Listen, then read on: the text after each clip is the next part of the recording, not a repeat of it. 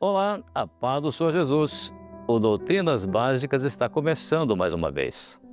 E desta vez nós iremos abordar ainda aspectos relacionados às doutrinas que são doutrinas da Bíblia, né? E são básicas porque são doutrinas normalmente conhecidas pelas pessoas e que as pessoas normalmente discorrem a respeito das doutrinas bíblicas e sem saber, às vezes, o que está falando. E hoje vamos fazer mais uma abordagem aqui sobre o aspecto doutrinário da Bíblia, dentro de mais uma pergunta que iremos formular aqui para esclarecermos as dúvidas. E a pergunta é a seguinte: o nosso tema de hoje, né? O que está escrito na Bíblia é digno de crédito? É a pergunta. E outra: como crer no que está escrito na Bíblia, considerando os problemas de tradução? E há até aqueles que usam o argumento dizendo: papel aceita tudo.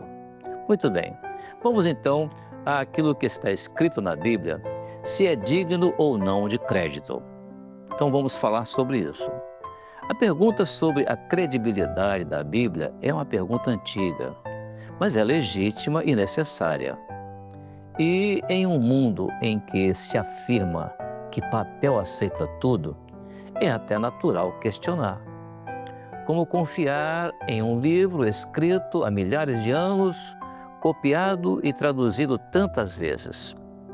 Para comentarmos esse assunto ou esse questionamento, nós vamos considerar três aspectos fundamentais. O primeiro é a história. O segundo é a questão da preservação do texto. E o terceiro é a coerência da mensagem descrita na Bíblia. Então vamos ao primeiro. Vejamos a relação da Bíblia com a história. Ora, diferentemente de muitos escritos religiosos antigos, a Bíblia se apresenta como um registro inserido na história, mencionando ali até povos da história, reis, cidades e acontecimentos que dialogam com fontes externas que falam sobre o mesmo assunto. Um dos testemunhos mais relevantes é o testemunho de um escritor chamado Flávio Joséfo, que viveu entre os anos 36 e anos 100 depois de Cristo. Ele registrou aspectos importantes da história judaica, confirmando o texto do Antigo Testamento e até elementos do Novo Testamento da Bíblia. Além dele, outros escritores cristãos dos primeiros séculos recorreram também amplamente a escrituras em seus escritos. Eles referiram-se às escrituras, ou seja, à Bíblia. Isso demonstra que já naquela época os textos bíblicos eram reconhecidos, estudados e eram transmitidos com certa seriedade.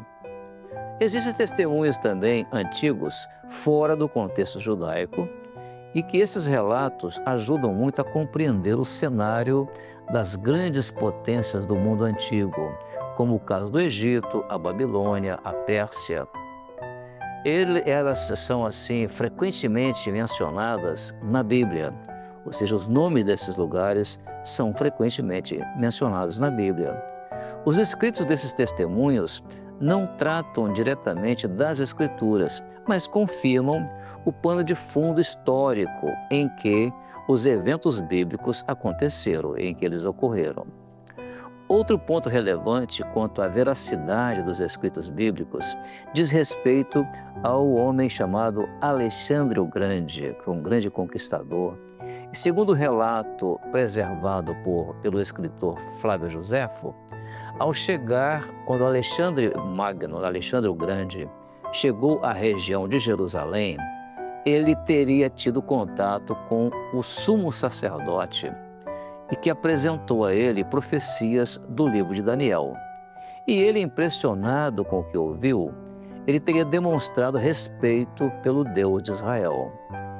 Dentro desse mesmo contexto histórico de expansão cultural, Alexandre o Grande promoveu a difusão do grego, o grego popular, chamado grego koiné, em todo o seu império.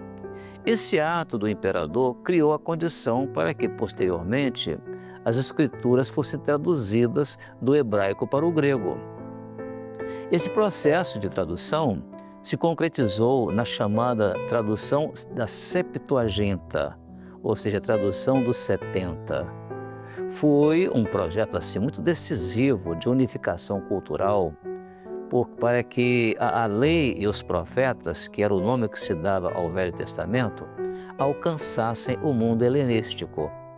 Assim, longe de ser um texto isolado, a Bíblia se mostra, assim, vamos dizer, profundamente enraizada na história, cercada por testemunhos, referências e interações que reforçam a credibilidade da Bíblia ao longo dos séculos.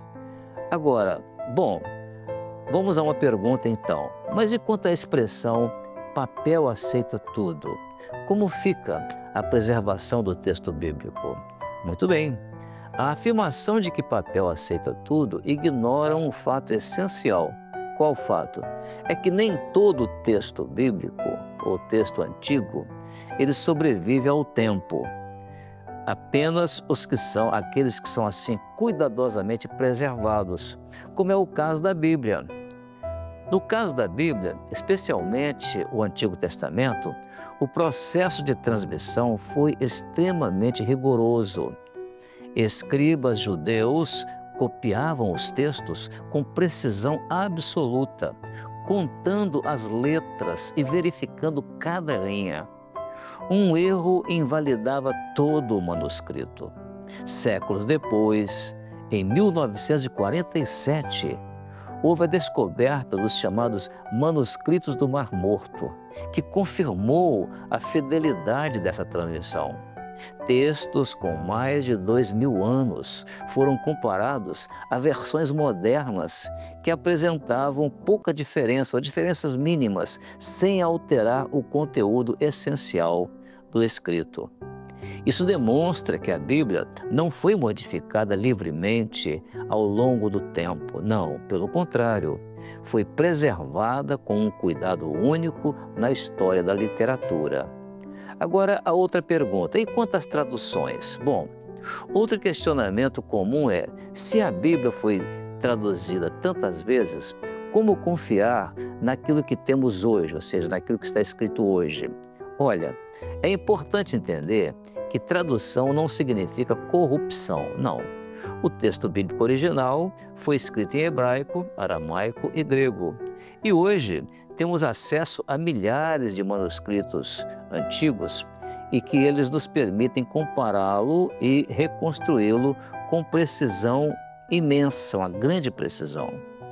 As diferenças entre traduções modernas estão, em sua maioria, relacionadas a, primeiro, estilo de linguagem, depois, escolha de palavras equivalentes e, por fim, a clareza para o leitor contemporâneo, ou seja, a forma de escrever com clareza para o leitor contemporâneo. Então, nenhuma doutrina central da fé cristã depende de uma tradução moderna. Assim, podemos afirmar que, apesar das traduções, a mensagem bíblica permanece intacta e, mais, permanece confiável. Mas ainda vamos analisar um outro aspecto. A unidade e a coerência da Bíblia é outro aspecto que reforça a credibilidade da Bíblia. E o que faz isto é a sua unidade. Por que unidade? Porque a Bíblia foi escrita ao longo de aproximadamente 1.500 anos por cerca de 40 escritores diferentes, em contextos diversos. Ela mantém uma mensagem coerente e a mensagem é Deus como Criador, o homem em queda e a promessa de redenção. Essa unidade não pode ser explicada apenas pelo esforço humano, mas aponta para uma origem divina. A Bíblia é mais do que um livro, é a revelação viva de Deus ao homem. Ela foi escrita por cerca de 40 escritores em diferentes épocas, culturas e contextos, mas mantém uma unidade perfeita, revelando um único propósito, e o propósito é salvar e restaurar o homem. Essa harmonia não pode ser explicada apenas pela capacidade humana, mas também, principalmente, pela inspiração divina. o que mostra que Deus é o verdadeiro autor da Bíblia. Então, conclusão. A ideia de que papel aceita tudo não se sustenta quando aplicada à Bíblia. Isso por quê? Porque seus relatos estão ligados à história real, seu texto foi preservado com rigor excepcional, suas traduções mantêm fidelidade ao original e sua mensagem é coerente e profunda. Quanto a Gênesis, longe de ser um obstáculo, esse livro estabelece os fundamentos da compreensão bíblica sobre a vida, o homem e Deus. Crer na Bíblia não é um salto irracional, mas uma decisão fundamentada em evidências históricas, na consistência textual e na força de uma mensagem que atravessa os séculos e continua respondendo às perguntas mais profundas da existência humana.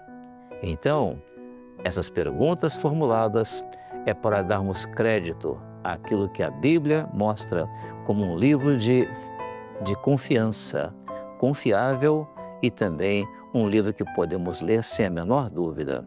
Deus então abençoe a sua vida com a paz do Senhor Jesus.